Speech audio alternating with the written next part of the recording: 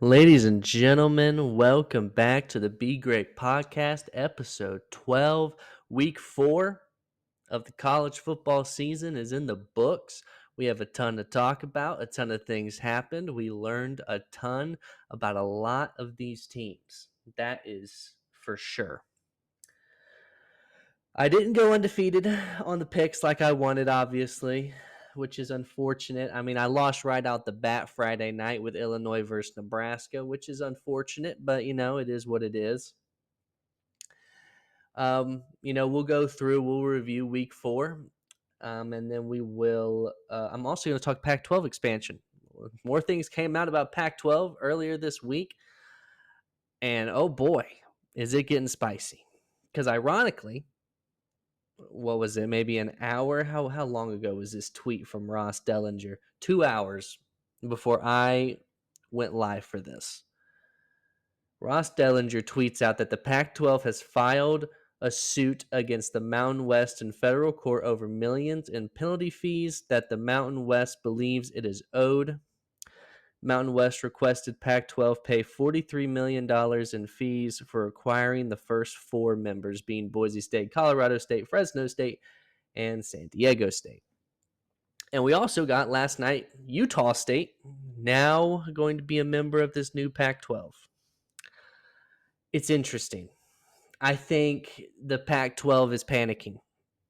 And I think they're panicking because the AAC and their members are going to sign a new grant of rights, and they decided to not join the Big 12, specifically Tulane, USF, Memphis, and UTSA.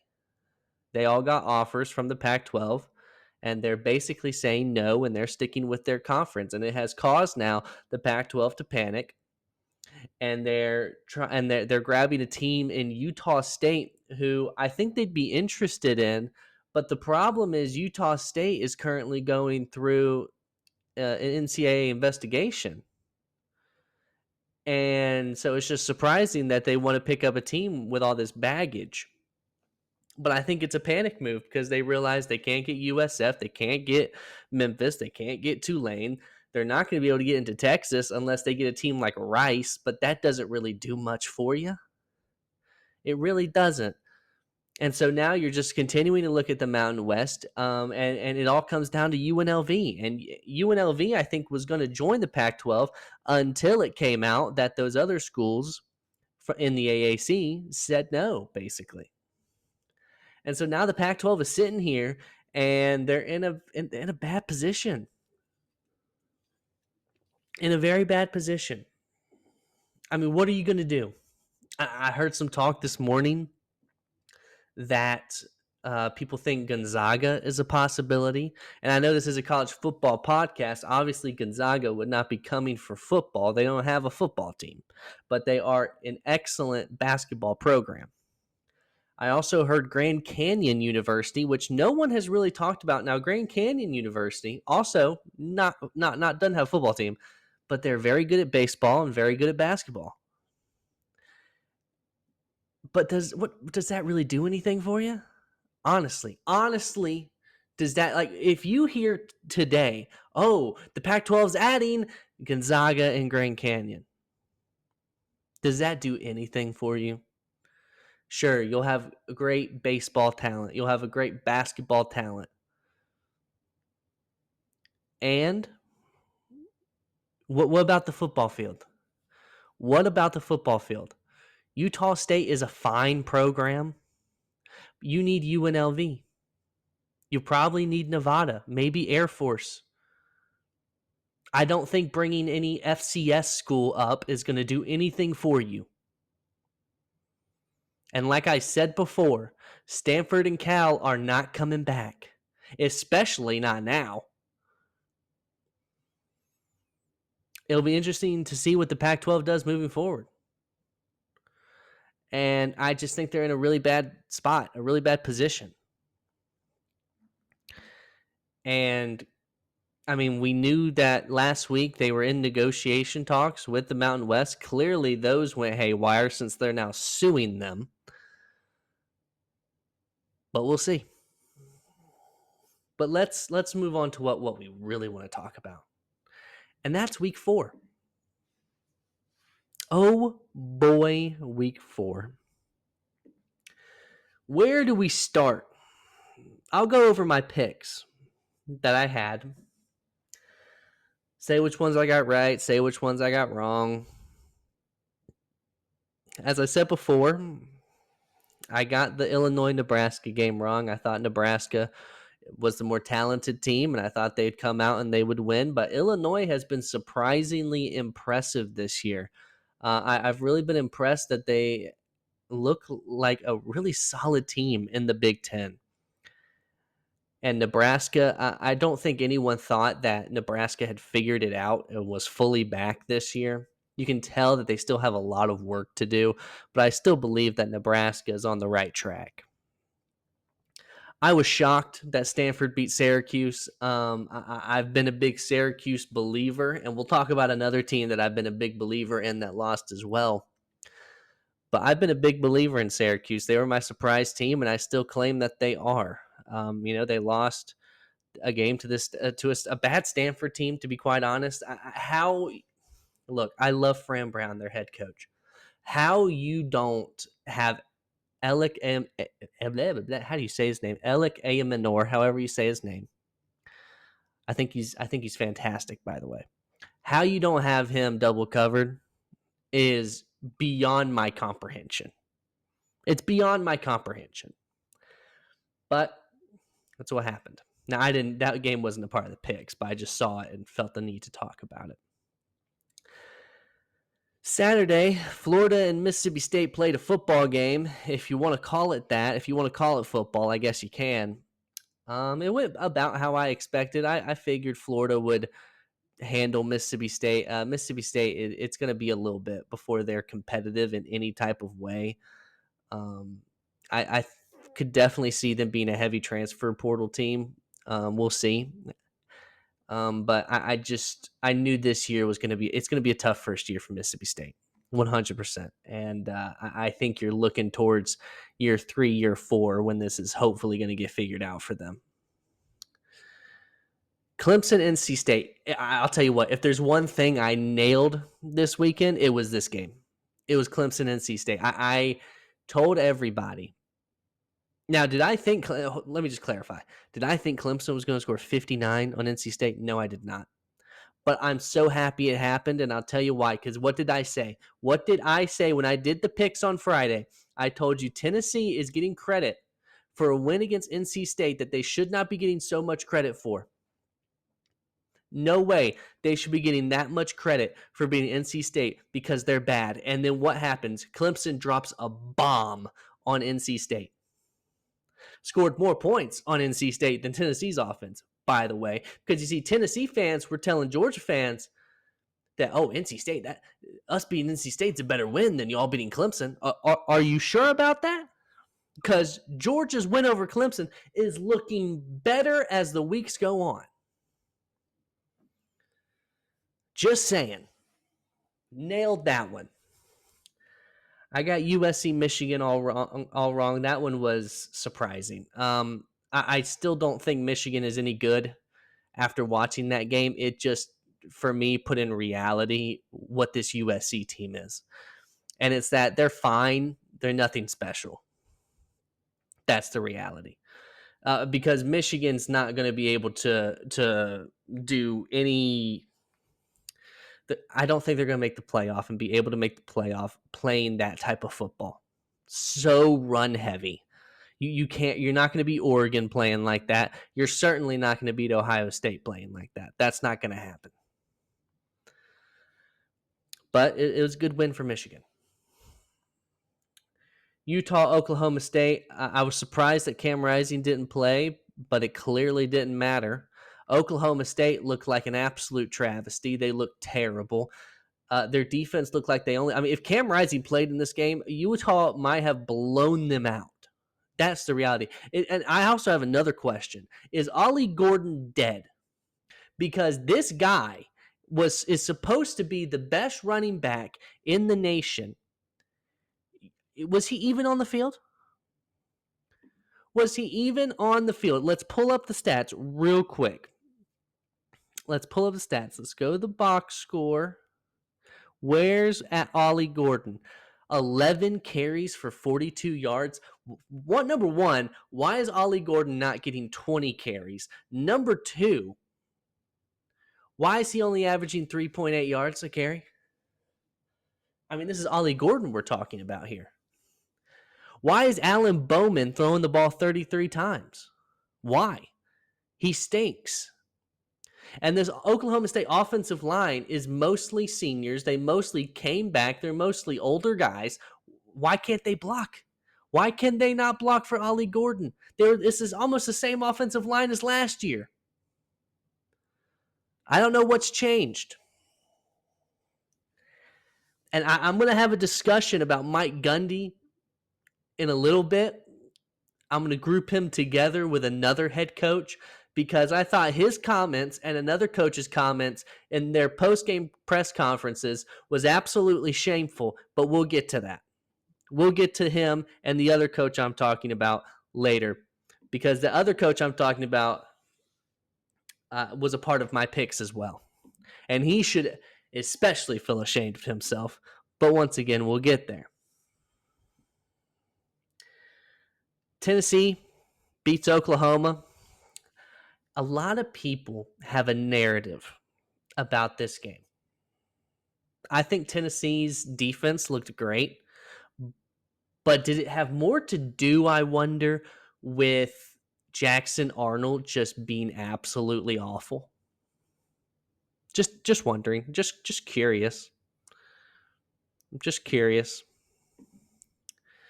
Because the backup came in for Oklahoma and looked... he didn't look fantastic, but he looked good. He's 100% should be the starter going forward. I think Venables named him the starter going forward. And here's my thing that I was thinking while I was watching the game. You know, Tennessee only scored 6 points in the second half. That Tennessee offense, which I'm told is so explosive, scored 6 points in the second half.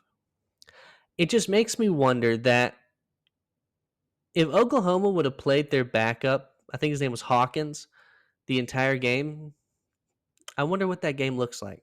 I'm not saying Oklahoma wins, but I wonder if the game looks a little differently today than we think it looks right now. Just going to put that out there. I think Tennessee's defense looked impressive, but I almost feel like it's more about Oklahoma's terrible offensive line, which we knew was terrible, and Jackson Arnold being a scrub. This next one's painful. It's painful for me to talk about. Michigan State versus Boston College. Michigan State had it. They had it. I felt so good. And okay, let me clarify. I still feel good about the Michigan State as a surprising team pick. Don't get it twisted. I still feel good about that. Like, I believe that this Michigan State team could upset Iowa, maybe could upset Michigan. I feel that way. Because Michigan State could have won this game. They could have beat Boston College. My issue with Michigan State is the fact that Aiden Childs, while I think he has a tremendous arm, and I think give him a year or two and he can be really, really good, he just makes some dumb decisions. He throws into double, triple coverage at more than I've ever seen a quarterback do. I just don't understand. He cannot help himself but to throw it into double and triple coverage, and it ended up costing his team. It 100% ended up costing his team the game. Because this game was so winnable for Michigan State. That's what's frustrating about it. But I still believe in this team, just like I still believe in Syracuse.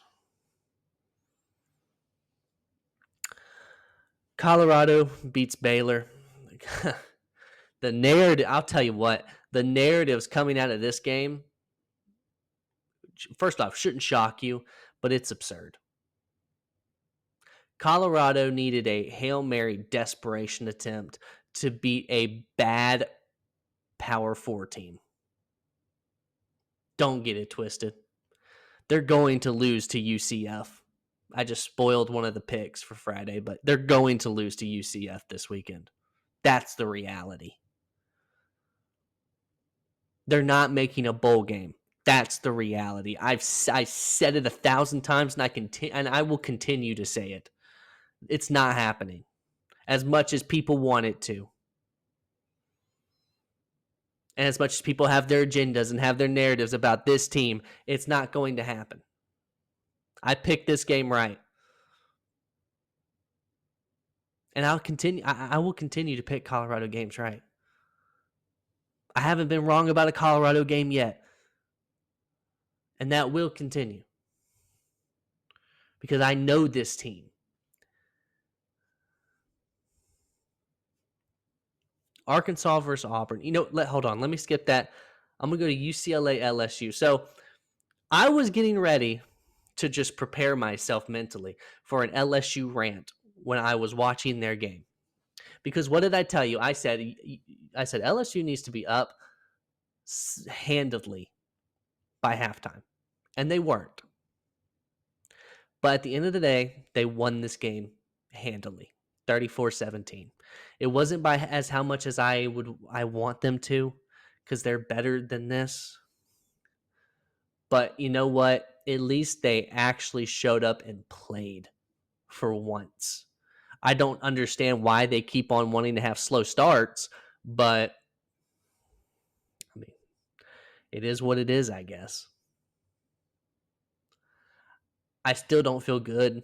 If I'm an LSU fan, I wouldn't feel good about Brian Kelly. I wouldn't feel good about Garrett Nussmeier. I wouldn't feel good about a lot of it, to be honest. I wouldn't feel good about my running back being gone for the entire season. I definitely wouldn't feel good about Harold Perkins being out for the season. That's for sure. Although I'm almost to the point where, is he the most overrated college player? I swear I hear about how good he is, and every time I watch an LSU game, I never hear his name called. It's the craziest thing, but whatever. Okay, Arkansas Auburn. This was the other coach I was talking about, along with Mike Gundy. Hugh Freeze. A lot of you probably know what I'm talking about because it made the rounds on Twitter. You had former Hugh Freeze quarterback. Oh my gosh, I forgot his name, but it was when he was at Ole Miss who was calling out Hugh Freeze. It was a bad weekend for Hugh, that's for sure, and it deservedly so. Because you know what you don't do? You don't go into the press conference after you just got embarrassed by Arkansas. I mean, you potentially just saved Sam Pittman's job. But you don't go into the press conference afterwards and basically, without straight up doing it, you basically blame your quarterbacks for everything that transpired. By blatantly just saying, yeah, well, we had to find a quarterback who doesn't throw it to the other team.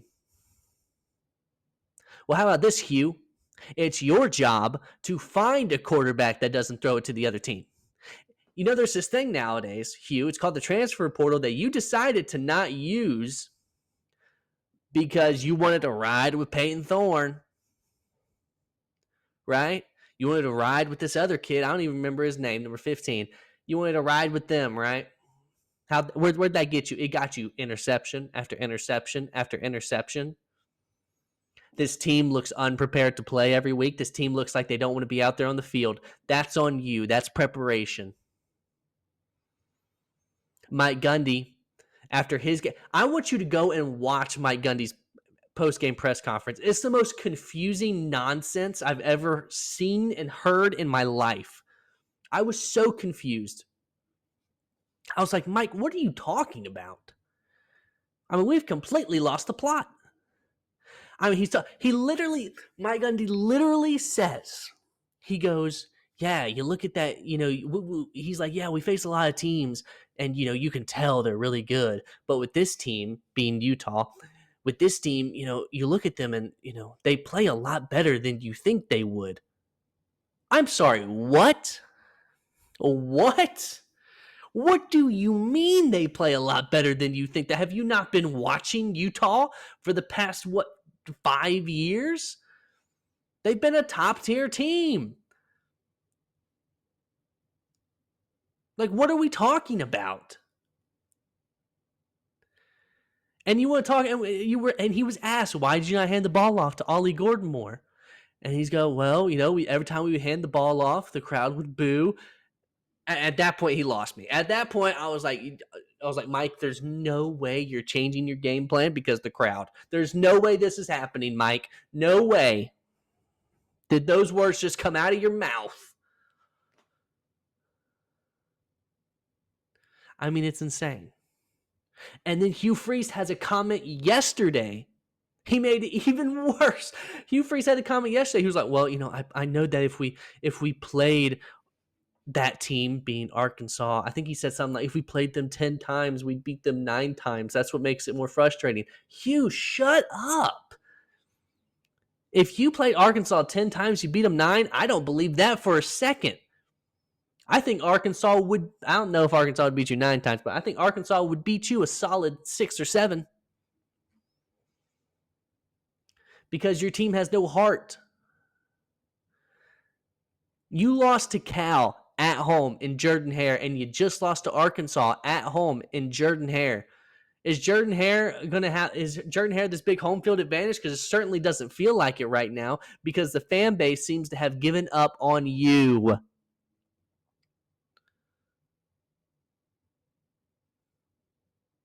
It's embarrassing that we have head coaches going out in the press conference and throwing their team under the bus. Mike Gundy didn't really throw his team under the bus. He just said a bunch of nonsense.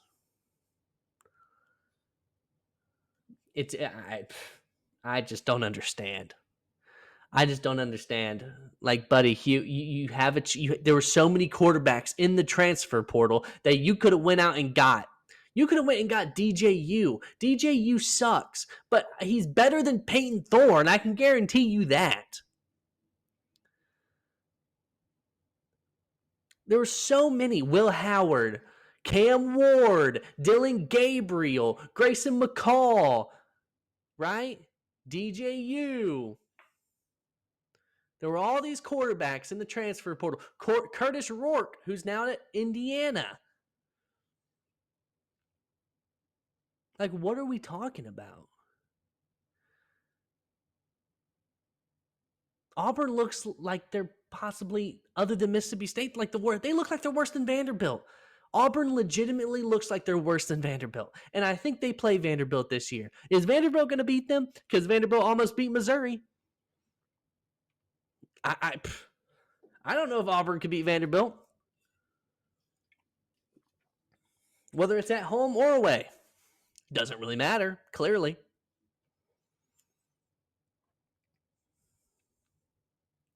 I'm just so... It angers me when stuff like this happens. It really does. We had Arch Manning's debut against Louisiana Monroe. Whoop-de-doo. He played fine, as expected. I'm not going to think anything about Arch, positive or negative, until he plays an actual team that's worth anything. Ohio State blew out Marshall. I'll tell you what, Marshall was leading in that game for a little bit. I think Ohio State should be ashamed of themselves for their schedule. Because, look, as a Georgia fan, I heard a lot of flack last year about our schedule. I expect the same energy to be kept towards Ohio State. I expect the same energy. We're about to be on week 5. And Ohio State is finally playing a Big Ten opponent, and it's Michigan State. And I love Michigan State, but let's not pretend like they're even in the same stratosphere as Ohio State. But I digress. Kansas State got embarrassed by BYU. I'll tell you what, I heard someone say this during the week, and it made me really think BYU was going to win. They said Provo, Utah is where ranked opponents, or Provo, Utah at night is where ranked opponents go to die. And that's kind of what happened. I mean, how many times have you been up late night?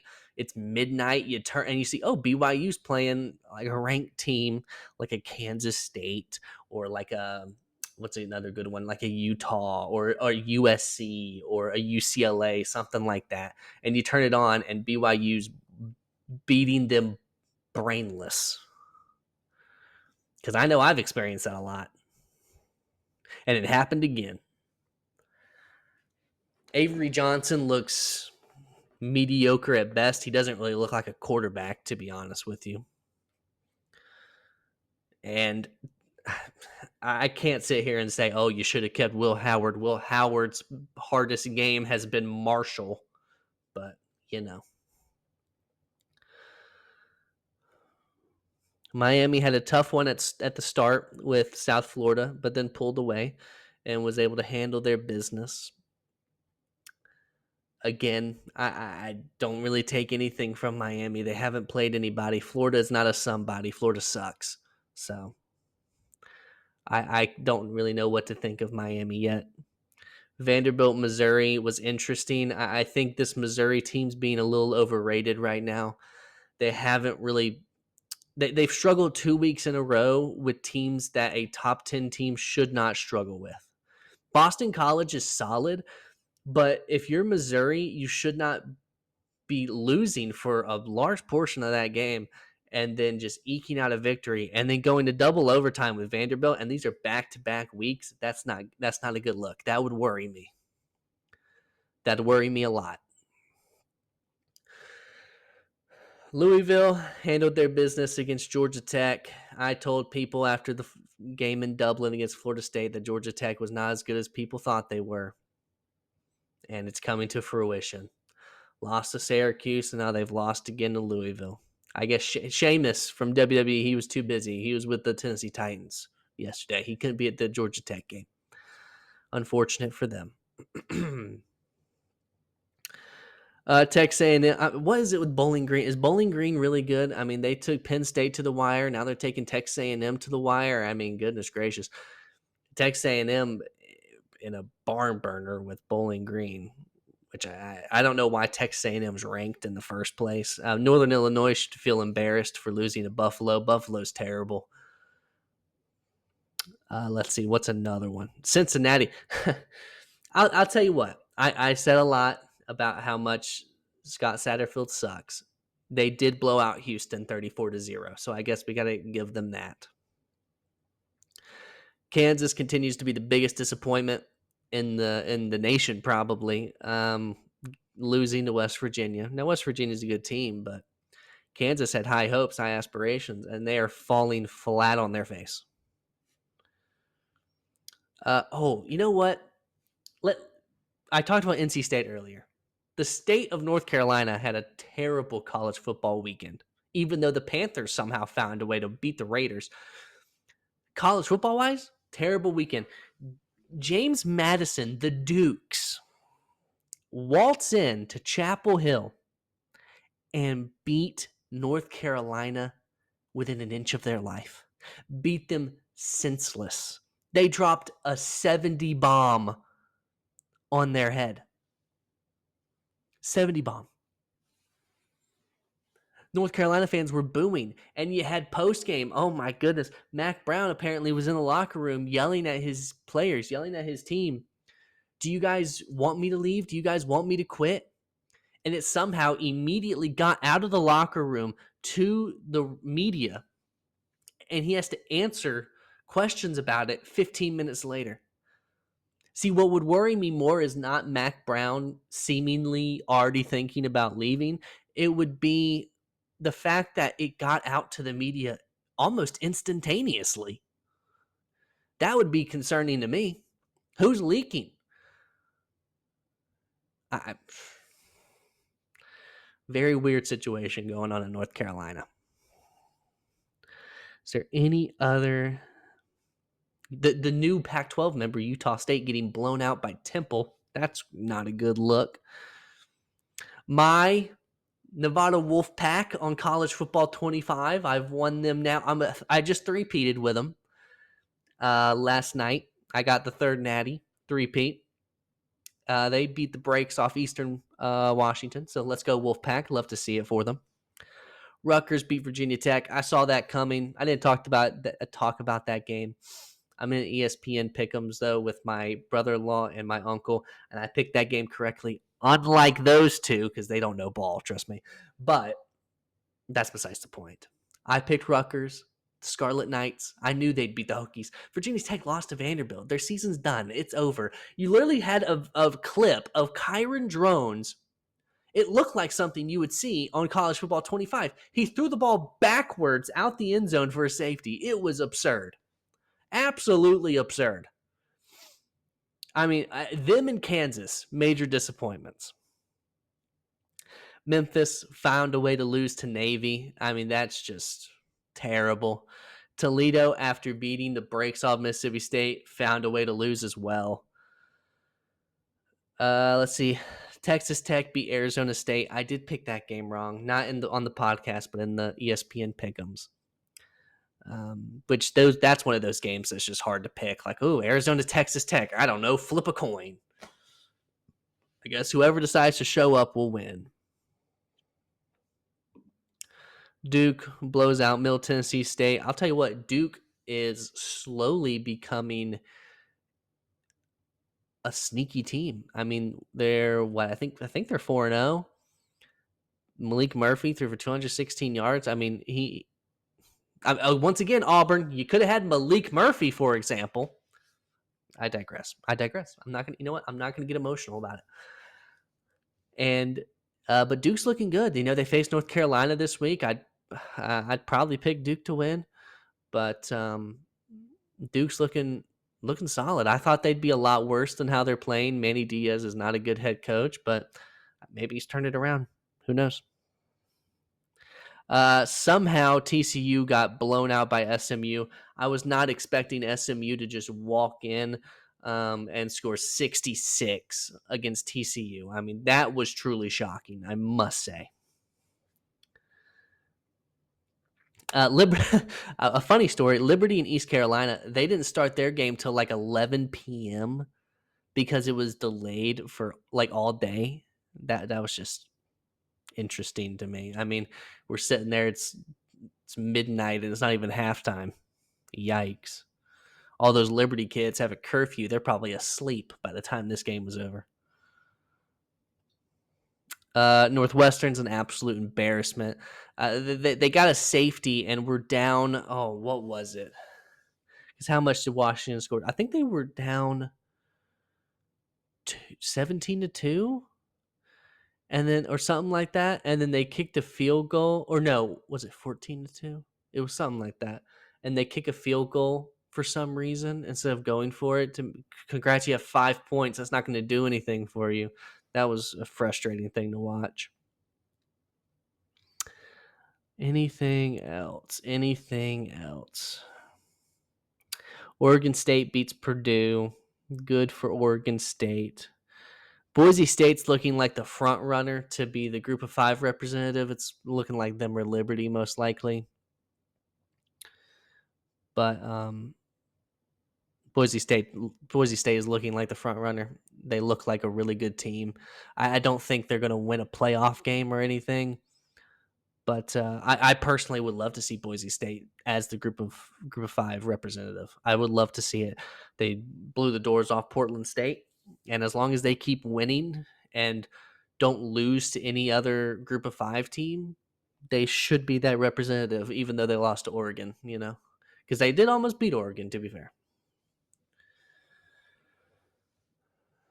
it was a interesting week of college football. I think it showed us a lot about a lot of teams. I'm currently leading in the ESPN Pick'ems in the group I'm in, just to let everyone know. And if this continues, if my reign of terror over my brother-in-law and uncle continue, then you will hear a victory lap on this podcast whenever the season's over. That is for sure. You can go ahead and mark your calendars. My lead is growing as the weeks go on, so they need to wake up and smell the roses. That's for sure. Start actually, watching football. Okay, I'll stop. I think that's everything to talk about, though. Friday I'll do my picks, obviously, for week 5. Um, I keep having to remind myself every day so far this week that Georgia plays Alabama this weekend, and thankfully, maybe I shouldn't say thankfully, maybe that's bad. I will be at an event Saturday night. It starts at the same time as the Georgia Alabama game. But I'm starting to think that that might be the best thing for my mental health. Not because I think Georgia will lose, but I know how this goes with Alabama.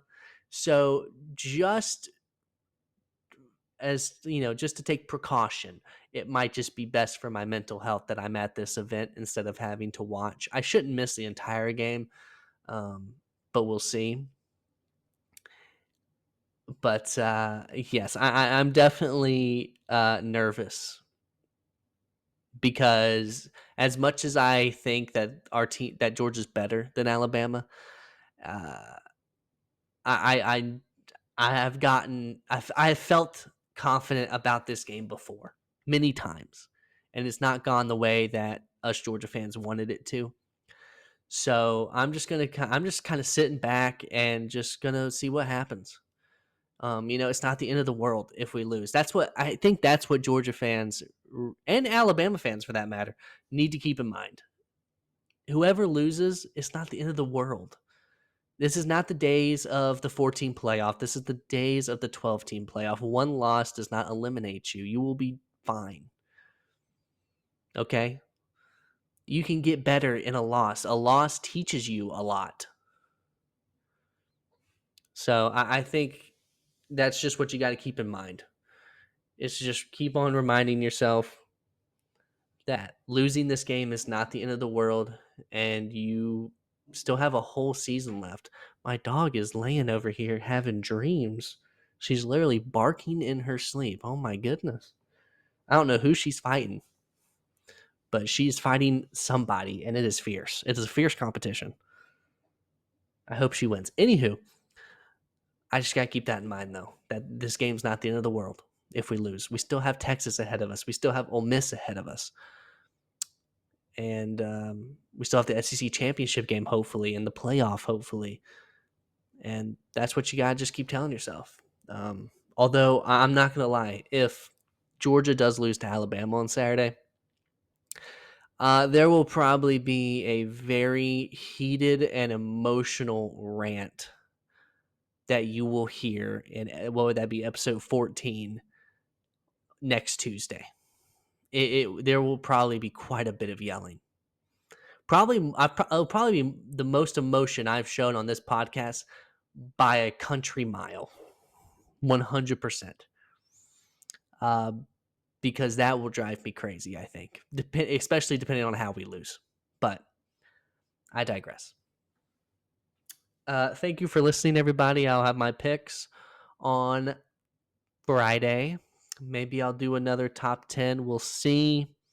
I'll definitely go in depth talking about Georgia, Alabama, because Georgia's my team, as we know. And yeah, I think that's it. Thank you so much for listening, and have a great day.